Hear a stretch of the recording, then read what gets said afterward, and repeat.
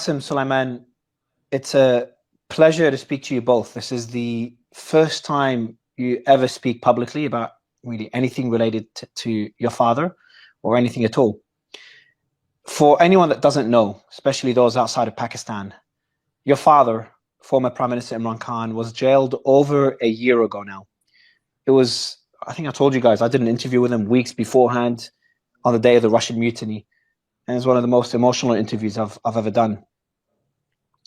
And, most Pakistanis, most of the international community view this imprisonment as just a complete political witch hunt. And it seems as part of a broader,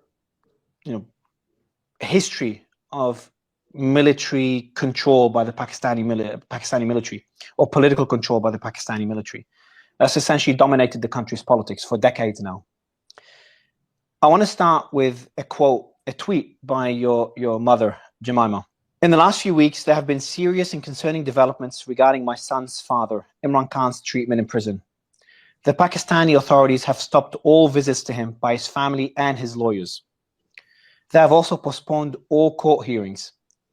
In addition to cutting off in-person visits, and in defiance of a court order, his weekly calls to his sons, Sulaiman and Qasim Khan, you guys, who are British and who live in London, were stopped on the 10th of September. We've received reports that the authorities have now turned off the lights and electricity in Imran Khan's cell, and he's no longer allowed to leave his cell at any time. The jail cook has even been sent on leave. He's now completely isolated, in solitary confinement, literally in the dark, with no contact with the outside world. His lawyers are concerned about his safety and well-being. So that was your mum a few months ago, October last year.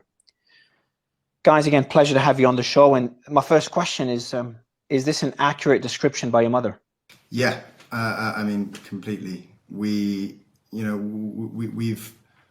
known for a while that he's gone through periods of having no light in his cell. He's been in there for nearly 2 years, and there have been periods of, no access to the outside world, no access to doctors. We're well aware of the situation, and he's been in, prolonged solitary confinement. So, if only we were able to speak to him more. The court mandates that we speak to him once every week. We speak to him once every 2 or 3 months, if that. I think when that tweet was put out, was actually after large protests in Pakistan about the elections and about just general suppression of democracy in Pakistan. And as a punishment, I think they really ramped up those punishments. No light in the cell, no visitors, and so on.